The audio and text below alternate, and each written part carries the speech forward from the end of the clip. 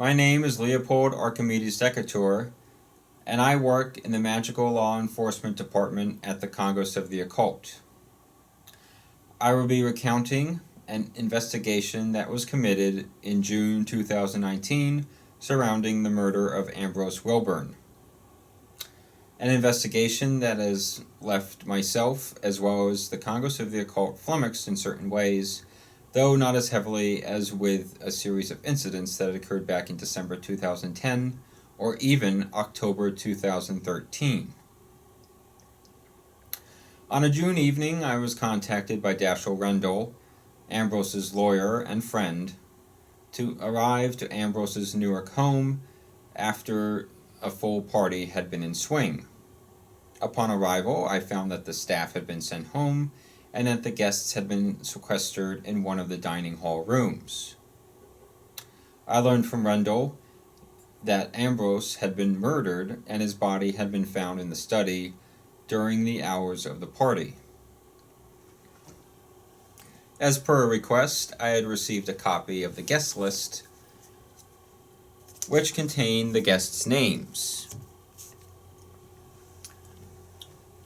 I interviewed each of the guests myself before I continued on with the investigation as a means to find out more about what I would be delving into.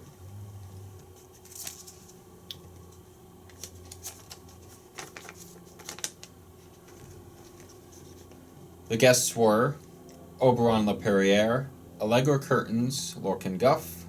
Rilla Bergerta, Clinton Pickering, Granger Foley, Fletcher Brand, Daphne Hampton, and Neville Hoyt.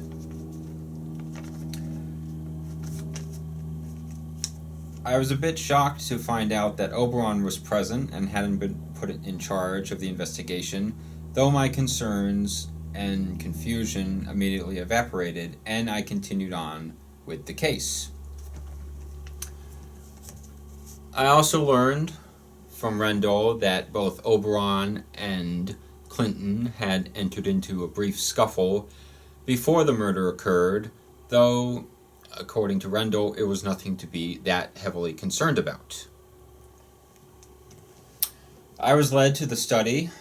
which I carefully investigated, finding that several rare books had been thrown about, books on astronomy, divination, and crystal gazing, as well as one on holiday magic and another on the adventures that Santa Claus had encountered. I also found footprints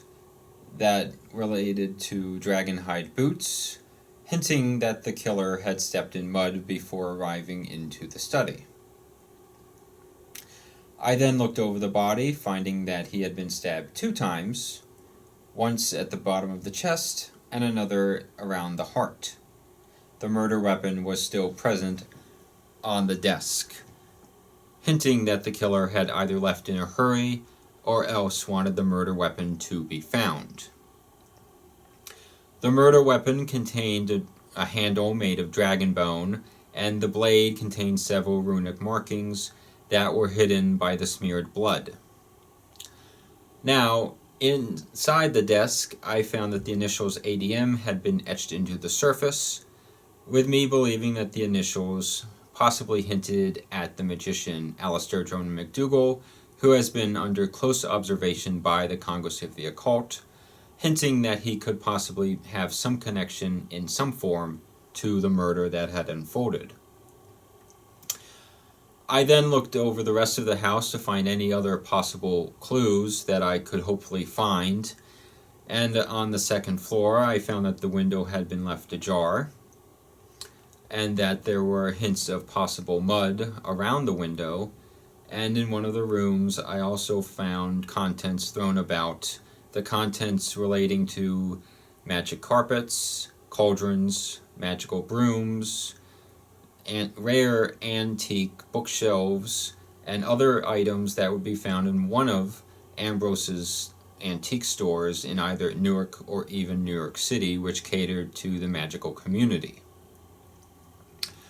As I finished up with my investigation, I returned back downstairs, and I learned from Rendell that Oberon had fled, though I did not worry that heavily about it, though Clinton seemed to have some big grudge due to this due to the scuffle that had occurred earlier, which I quickly threw away. I asked that the guests be allowed to return home, knowing that they would return the next day for the investigation to continue and for any other further questioning to occur. And I returned home to look into some of the investigation that I conducted and to find any possible hints as to who the suspect could be. And in the process, I have narrowed it down to one possible person, though I still have several questions that concern the matter at hand. One has to do with why Oberon was present in the first place and why he has disappeared, and the second has to do with the possible connection that Alistair could have with the murder that was conducted. I will return back to the house the next day